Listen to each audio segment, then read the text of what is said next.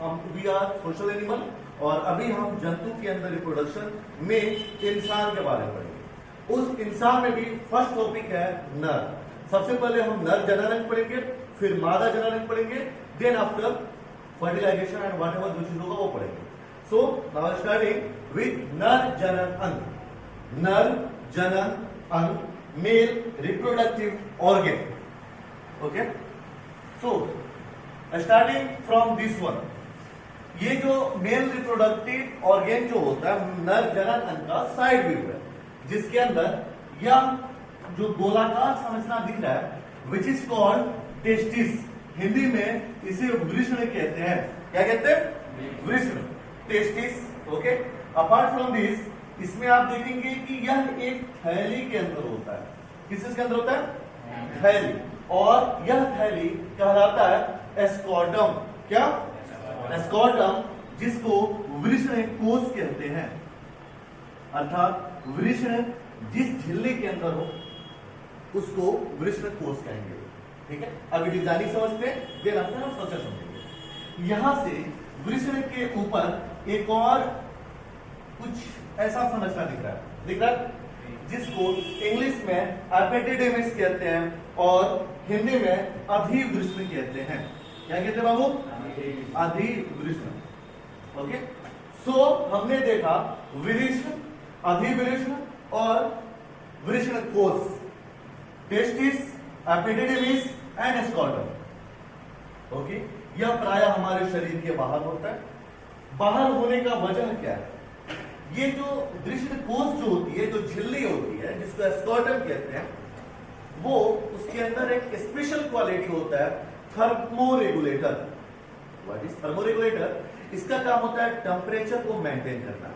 हाँ जी, हमारे शरीर के टेम्परेचर से वृषण का टेम्परेचर 3 से 4 डिग्री सेल्सियस ऑलवेज कम होना चाहिए। इसका टेम्परेचर, वृषण का टेम्परेचर शरीर के टेम्परेचर से कितना कम?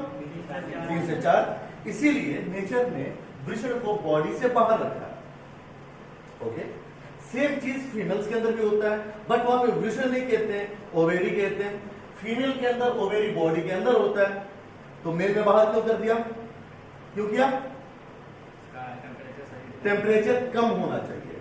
यही वजह है कि गर्मियों के दिनों में यह जो एस्कॉर्डम वृषण कोश होता है वह फैल जाता है, इलोंगेट हो जाता है, फैल करके, ताकि टेम्परेचर को रिलीज कर पाए। जितना कॉन्टेक्ट एरिया बढ़ता है उतना ही टेम्परेचर जल्दी रिलीज होगा। तो गर्मी के दिनों में वृषण कोश फैल जाता है, इलोंगेट हो जाता है एस्कॉर्डम, जिसकी वजह से टेम्परेचर रिलीज हो सके और जल्दी ठंड हो सके।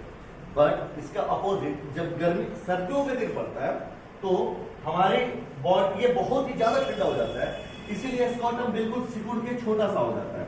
जो ये झिल्ली थैली होती है वृषण की, यह छोटी हो जाती है, छोटी होकर के टेम्परेचर को मेंटेन करे, ताकि ज्यादा टेम्परेचर रिलीज करके ज्यादा ठंडा ना हो जाए। क्यों 3 से 4 डिग्री सेल्सियस कम होना चाहिए? ताकि यह स्पर्म प्रॉपर वे में बना सके। अगर टेम्परेचर कम नहीं रहेगा तो टेस्टिस प्रॉपर फंक्शन नहीं करेगा। ओके, आगे बढ़ते हैं। सो टेस्टिस का बेसिकली 2 फंक्शन होता है जो मैं आगे पढ़ाऊंगा। फर्स्ट, टेस्टोस्टेरोन हार्मोन का release, and the second one is sperm manufacturing. Okay, आगे बढ़ते हैं। स्पर्म बोले तो शुक्राणु। यहां से आगे वासा डिफेंस होता है, जिसको शुक्र वाहिनी कहते हैं।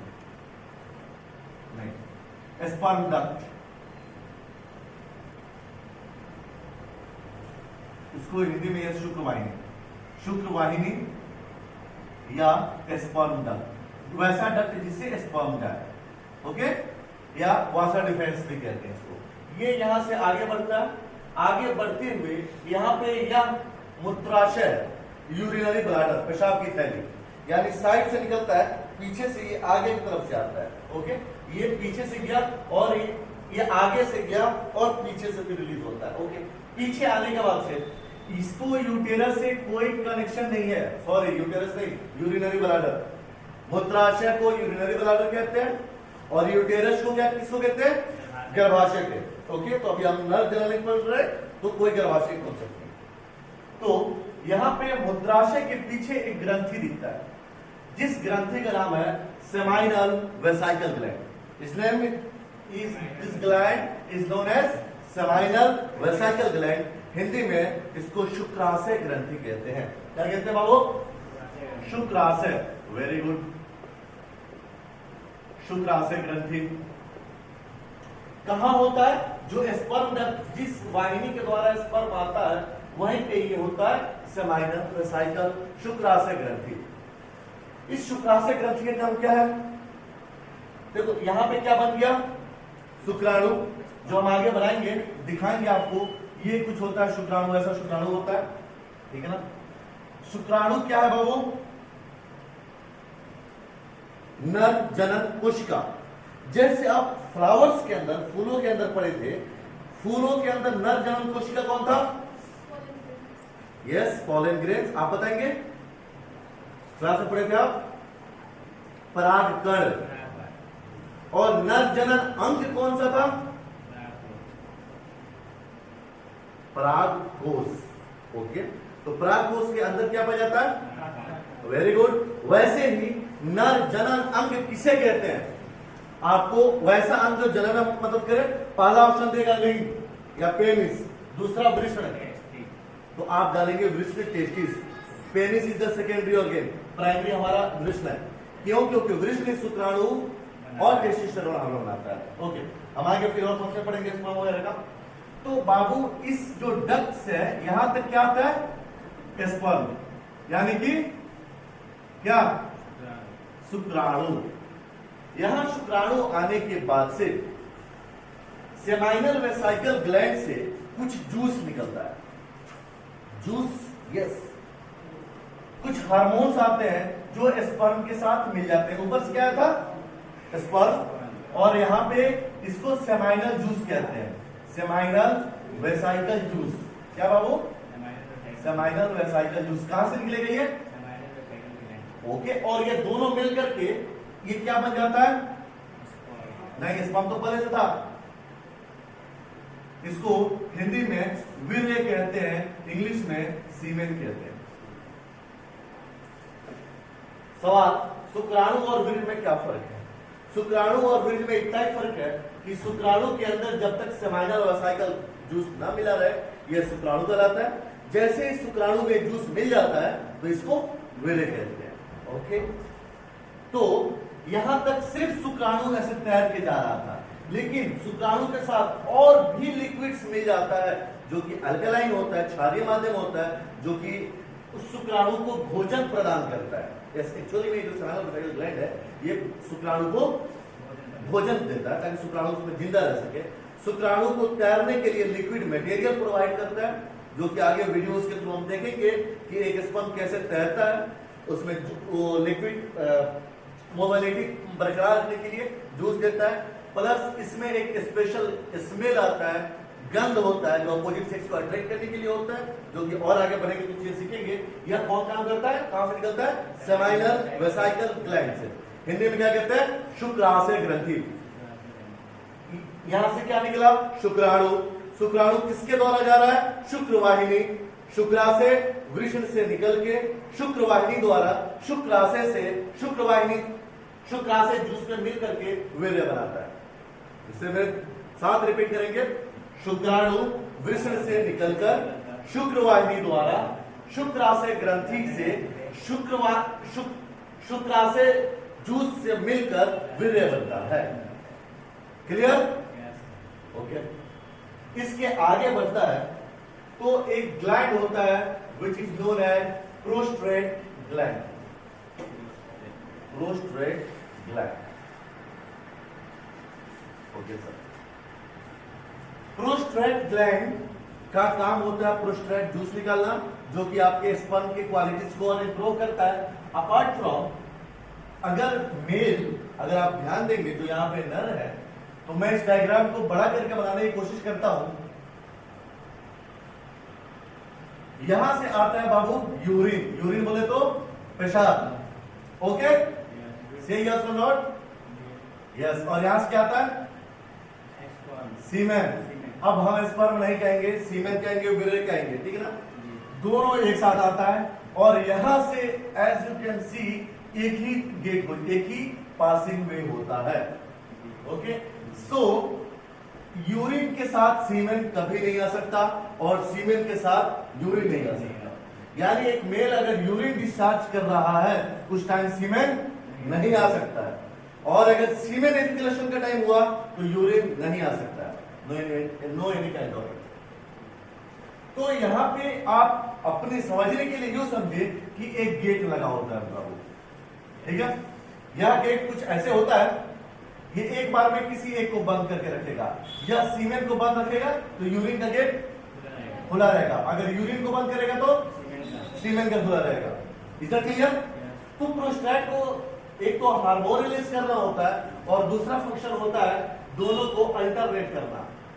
अगर यूरिन के साथ, पेशाब के साथ सीमेन आने लगे तो यह एक बीमारी है जिसको धात रोग कहते हैं। आप नाम सुने होंगे धात रोग। आप दीवारों पे क्वेश्चन सुनेंगे, वैद इमरान, वैद हाशमी, ये सारे लोग ये काम करते हैं। तो धात रोग सेम कंडीशंस अगर फीमेल्स के अंदर हो, which is known as leucorrhoea, जिसको हम आगे बात करेंगे, ल्यूकोरिया एंड ये धात रोग क्या कहलाता है। बहरहाल सो अभी हम धात रोग समझ गए। तो अगर पेशाब के साथ व्हाइट कलर का अगर लिक्विड डिस्चार्ज होता है विच इज नोन एज धात रोग, अगर ऐसा कभी हो आप शर्म की, ये नॉर्मली एक नॉर्मल सी बीमारी है जो कि it can be happen with anybody. इस कंडीशन में consult doctor, don't ask to your friends. आपके फ्रेंड से कुछ नहीं पता होता है लेकिन मशवरा जरूर देते हैं। हमारे आगे जिससे भी पूछो, चाहे कुछ ना पता हो, मशवरा जरूर देंगे। So ask to your contact your doctor और the first you have to, if you have to need you can contact me, I can suggest you better. बराबर। सो यहां से जब ये क्या आगे बढ़ते हैं बाबू, सीमेन, तो यहां पे एक और ग्रंथि होता है which is known as Cowper gland, as you can see here Cowper gland, क्या कहते हैं इसको, काउपर ग्रंथि। तो जो सीमेन आता है वो यहां से आने के बाद से इस काउपर ग्लैंड के अंदर स्टोर होता है। आइए इसको मैं फिर से देखने की कोशिश करता हूं। जब यहां से सीमेन आगे बढ़ता है तो यहां से ऐसे काउपर ग्लैंड लगा होता है। क्लियर? इसका काम क्या होता है, सीमेन को स्टोर करना। कहाँ के लिए स्टोर करेगा भैया? एक्चुअली आपके यहाँ आइसक्रीम बेचने आता है, उसके पास एक भोपू लगा होता है, वो आवाज करता है, तो वो भोपू का पीछे जो रबर होता है उसका काम क्या होता है? नहीं, वो आवाज को स्टोर करेगा और पुश करेंगे तो ज्यादा हवा जाए उधर से ताकि आवाज करे। सेम काम इस काउपर ग्रंथि का होगा। क्या मतलब, काउपर ग्रंथि भोपू आवाज निकालेगा? नहीं, यह स्पर्म को, स्पर्म नहीं क्या, सीमेन को आप हिंदी में लिखेंगे तो क्या लिखेंगे, वीर्य। इससे पहले शुक्राशय से पहले शुक्राणु और इसके बाद वीर्य। तो यह वीर्य को अपने अंदर स्टोर करता है और जब इजेक्ट करना होता है वो एक बार जोर से ये संकुचित हो जाता है ताकि फोर्सफुली वीर्य बाहर निकल सके। आप कहोगे सर फोर्सफुली निकलने की क्या जरूरत है? Yes, it is necessary to fertile the egg from the sperm, जो कि हम आगे बढ़ेंगे इसका फंक्शन। ओके,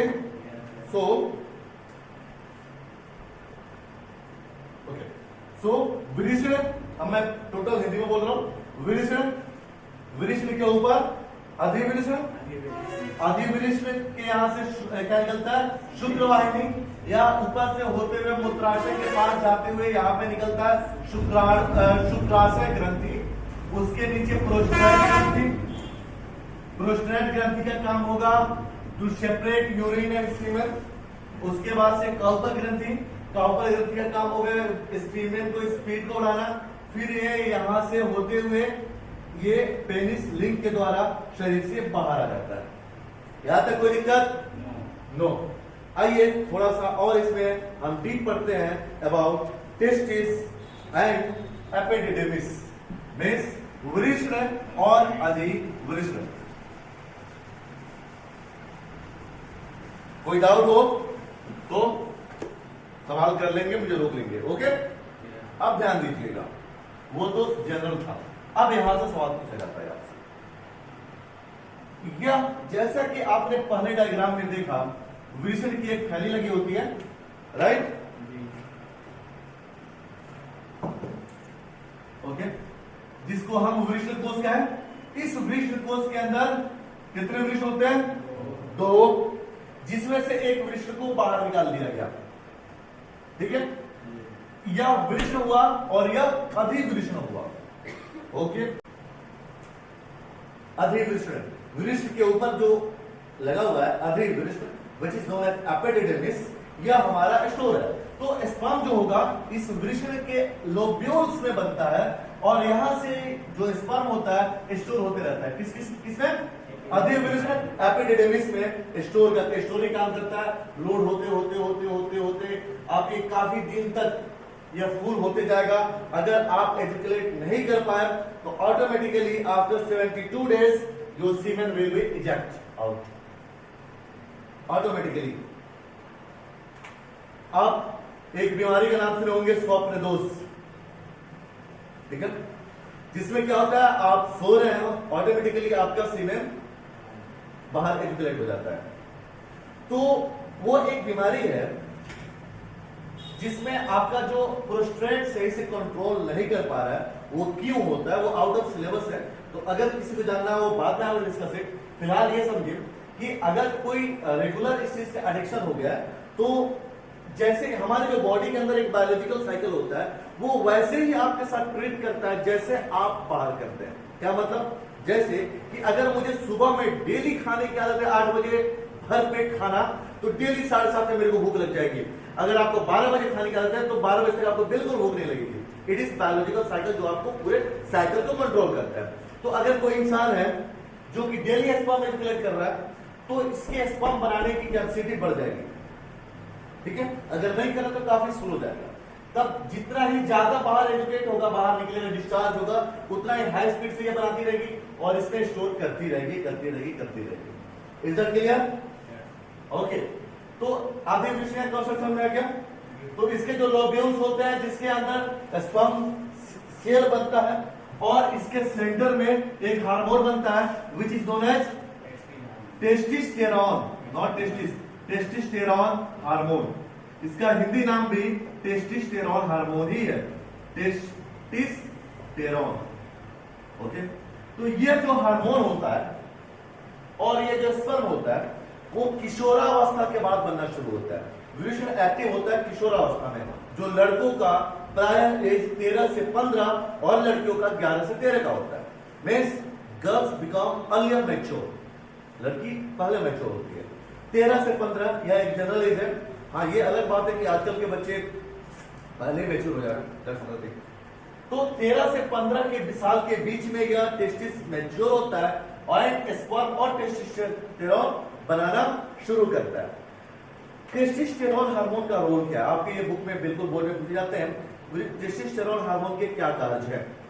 पहला, जब हम बच्चे थे, ठीक ना, तो अपन लड़का लड़की साथ में अकेले कोई फर्क नहीं पड़ता था, कोई एक दूसरे से लेकर के अट्रैक्शन नहीं था। लेकिन जैसे हम 13 से 15 जाते हैं हमें एक दूसरे से लेकर के अट्रैक्शन बरकरार हो जाता है, चाहे लड़का या लड़की।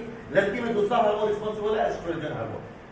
ओके, कमाल। अगर हम बॉयज की बात करें तो अक्सर होता है ना भाई, लड़की से प्यार होता है या अट्रैक्शन आता है, ये होता क्यों है? ये टेस्टोस्टेरोन हार्मोन को भाई जो लाइक आप किसी और के लिए, मेरे लिए आप क्यों नहीं पैदा कर सकते? अपने दोस्त के लिए कर सकते हैं? नहीं, आप अपने दोस्त के लिए साइकिल नहीं बनवा सकते हैं। ओके, तो ओके, क्यों नहीं कर सकते? कोई अट्रैक्शन नहीं है, राइट? आपके पास फोन आ जाए, विकास फोन कर दे, 1 घंटा बात करें, क्या बात कर लोगे? 2 मिनट में कर देता, 2 मिनट में फोन कर, और कोई बात ठीक है, रखते बाय। ओके, लेकिन नाम नहीं रखूंगा। अगर फोन आ जाए तो आप अरे और बताओ, आप घंटों घंटों खींचना चाहोगे। वो जो अट्रैक्शन जो आपके अंदर ला रहा है टेस्टोस्टेरोन हार्मोन ला रहा है, जो कि बच्चों के अंदर नहीं होता है। ओके, दूसरी चीज, बचपन में आपके अंदर एक डर होता था रात को कहीं बाहर निकलने का या झगड़ा करने का। लेकिन जो कहते हैं जो मेल के अंदर जो मर्दानगी होता है वो टेस्टोस्टेरोन हार्मोन। मर्दानगी का मतलब क्या हुआ? जैसे रात को आपको बोल दिया जाए कि सरिस्वा से हमारा पैदल जाना है खेलने को, और ये श्योर कर दिया जाए कि कोई रास्ते में आपको डिस्टर्ब नहीं करेगा, कोई जानवर नहीं आएगा, चारों तरफ सिक्योरिटी गार्ड लगा हुआ है, कोई चोर डाकू आपको पकड़ने नहीं आ रहा है, आप चले जाओगे। लेकिन एक फीमेल के लिए तब भी डर लगेगा। तो जो मेल में जो ये नीडरपन लाता है वो टेस्टोस्टेरोन हार्मोन आता है। नीडरपन कौन आता है? Testosterone hormone. हमारा आवाज और इनकी आवाज की पिच हाई होती है हमारी पिच लो होती है, वेवलेंथ ज्यादा होती है। ओके, तो पिच और वेवलेंथ फिजिक्स साउंड का टॉपिक है, हम फिलहाल यहाँ पे आते हैं। तो हमारी आवाज मोटी और भद्दी होती है, इनकी आवाज पतली और सुरीली होती है। ओके, तो उसका वजह हमारा जो वोकल कॉर्ड दोनों का होता है, हम लोग का जो आवाज होता है गर्दन से निकलता है, गर्दन के पास वोकल कॉर्ड होता है, उससे पहले फेफड़ा सिर्फ हवा निकालता है, अंदर से हवा आता है और वोकल कॉर्ड उसको आवाज में ट्रांसफॉर्म करता है। तो हमारी वोकल कॉर्ड बड़ी हो जाती है कंपैरेटिवली गर्ल्स, किसके वजह से? टेस्टोस्टेरोन। आप किसी मेल को देखेंगे यहाँ पे निकल जाता है, जब बोलेगा तो ऊपर नीचे होता है, यहाँ पे किसी का ये बड़ा हो जाता है, ठीक है ना, किसी का शो होता है, किसी का शो नहीं होता है। फीमेल में ये चीज आप नहीं पाएंगे, किसी फीमेल में देखेंगे कि यहाँ पे ये निकला रहता है, मेल में किसी का देखते हैं आप निकल जाता है। तो ये वोकल कॉर्ड होता है जो कि साउंड को इलाज करता है, वो किस हार्मोन की वजह से? टेस्टोस्टेरोन। हमारे जो दाढ़ी पे, जो चेहरे पे बाल आते हैं, दाढ़ी मुछ आते हैं, साइड आर्म्स आते हैं, चेस्ट पे जो बाल आते हैं, ये सारा का सारा टेस्टोस्टेरोन हार्मोन। यानी यह एक वह हार्मोन है जो किसी एक बच्चे को, जो बच्चे का प्राय मान लें कि उसके अंदर मेल फीमेल का फीलिंग नहीं है, उसके अंदर सब कुछ एक मेल वाला लाने का काम करता है टेस्टोस्टेरोन हार्मोन। क्या हो अगर टेस्टोस्टेरोन हार्मोन हमारे बॉडी के अंदर ना हो तो क्या होगा? द फर्स्ट, दाढ़ी मूछ नहीं आएगा। सेकेंड, अच्छा ये चेस्ट का चौड़ा होना, ये भी मेल में टेस्टोस्टेरोन हार्मोन काम करता है। दूसरा, ओके, अभी आपकी जो एज है बेटा वो अभी इस लायक नहीं है कि कंप्लीट टेस्टोस्टेरोन हार्मोन आ ही जाए। तो जैसा कि देख सकते हैं, आपको दाढ़ी मूछ आया, बगल वाले को इशारा कर रहे नहीं आया हुआ है, इसका मतलब ये नहीं कि वो मेल नहीं है, किसी में हार्मोन पहले आ जाता है, किसी में लेट से आता है, ठीक है ना, ये डिफर करता है। दो चीजें, एक हार्मोनल, दूसरा पेरेंटल, जेनेटिक भी आता है। माँ बाप में अगर लेट से मैच्योरिटी आएगी तो बच्चों में लेट से आएगी, जो हम अगला यूनिट अनुवांशिकता एवं जैव विकास में पढ़ेंगे। सो कमिंग टू पॉइंट, तो ये जो आपकी दाढ़ी मूछों का आना, हाँ, तो टेस्टोस्टेरोन हार्मोन अगर नहीं है तो आपकी आवाज पतली हो जाएगी, राइट। अपार्ट फ्रॉम इट, आपकी जो चलने का जो स्टाइल होता है ना, मेल फीमेल का अलग होता है, ठीक है ना। अगर टेस्टोस्टेरोन ना आए तो एक मेल जो ऐसा चलता है ना, वो बिल्कुल ऐसे ऐसे चलने लगेगा, ठीक है ना। मैं नहीं चलूंगा कैमरे के सामने, बट यू कैन सी जो ट्रेन्स वगैरह में आपको मिलते होंगे जो ये होते हैं, वो लड़के ही होते हैं, but having not sexual power, means उसके अंदर टेस्टोस्टेरोन हार्मोन नहीं बन रहा है, उसके अंदर स्पर्म नहीं बन रहा है, they are not capable to produce their child. वो क्या होता है, क्यों होता है, we will discuss it later. So coming to point, testosterone hormone का 5 नंबर का आता है बाबू। टेस्टोस्टेरोन हार्मोन के कार्यों को लिखे, क्या आप लिख सकते हैं? Is that clear? कोई डाउट नहीं ना? वेरी गुड, आगे बढ़ते हैं।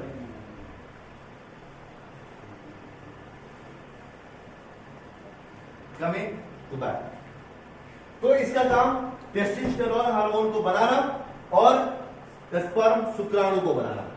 शुक्राणु कहां स्टोर होगा? अधि वृषण में। आपके 2 नंबर में क्वेश्चन पूछा जाएगा, अधि वृषण किसे कहते हैं? तो अधि वृषण के ऊपर लगा हुआ एक अंग है जिसमें वृषण के द्वारा बनाया गया शुक्राणु को एकत्रित किया जाता है। उसके आगे शुक्र वाहिनी एक ऐसी वाहिनी होती है, पाइप होता है, जिसके द्वारा शुक्राणु आगे की तरफ जाता है। शुक्राशय एक ग्रंथि होती है जो शुक्राशय जूस बनाता है। वो जो शुक्राशय जूस जो होता है वो वीर्य को से मिलके सीमेन बनाता है, सॉरी शुक्राणु से मिलके वीर्य बनाता है। वह वीर्य को खाना और तैरने के लिए लिक्विड मटेरियल प्रोवाइड करता है, ठीक है ना, उसको गति कर सके, उसको जीवन बढ़ाने के लिए। उसके अंदर एक स्पेशल गंध आता है, यह एक क्षारीय माध्यम होता है।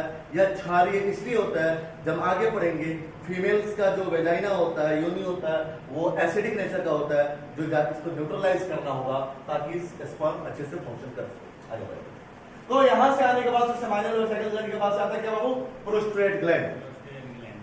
अक्सर आप सुनेंगे 60 से 70 साल की उम्र में जो मेल फीमेल दोनों होता है प्रोस्टेट ग्लैंड।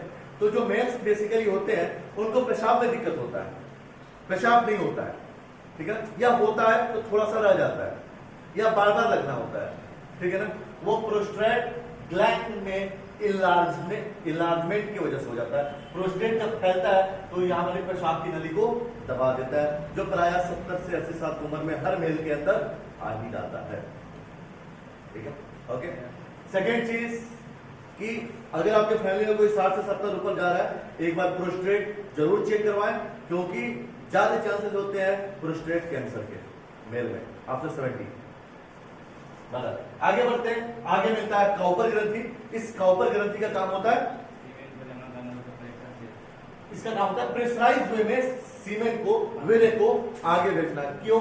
वो हम आगे जानेंगे।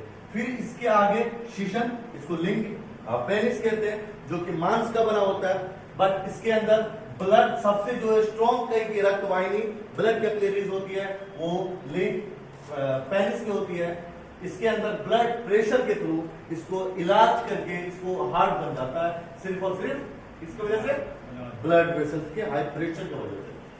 ओके, इसके जस्ट ऊपर एक हड्डी होती है, यहाँ पे एक हड्डी पाया जाएगा, आप दबाएंगे यहाँ पे एक हड्डी होगा, नहीं दब सकता।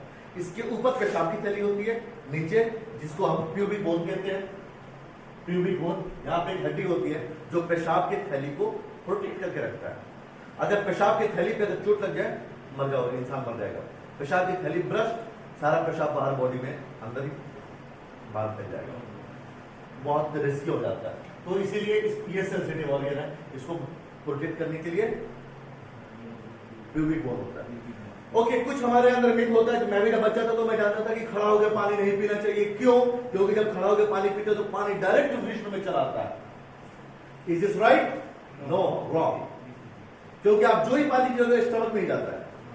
खड़ा होकर इसलिए पीना चाहिए कि जब हम खड़ा होते हैं ना, ओके, हम जनरली प्राय खड़ा होने से नहीं, आप जल्दी में जब भी पानी पियोगे ना तो आपको जोर से चोट लगता है। वो इसलिए होता है क्योंकि हमारे जो ये वेट बैग है, इसके पीछे वो एसोफेगस है, इसमें फूट जाता है, वो मुड़ा हुआ होता है। अब मान लेते हैं कि आपका घर में पाइप रखा हुआ है जो कि मुड़ा हुआ है, बस जोर से प्रेशर से पानी मारा, पानी यहाँ प्रेशर मारेगा ना, फट से पाइप सीधा होता है, तो पाइप में खिंचाव होता है जिस वजह से हमें चोट लगता है। तो जब आप माइंड से prepare, okay I am going to drink water, आप बैठ जाते हो, अब आप लेते हो तो आपको कभी नहीं होगा। तो इसीलिए कहते हैं आप बैठ जाओ, जैसे बैठोगे आपका माइंड पता चलेगा ओके मैं पानी पीने जा रहा हूँ, आपका पूरा बॉडी उसके लिए रेडी हो जाएगा। अब एक प्रॉब्लम आता है हाइड्रोसील।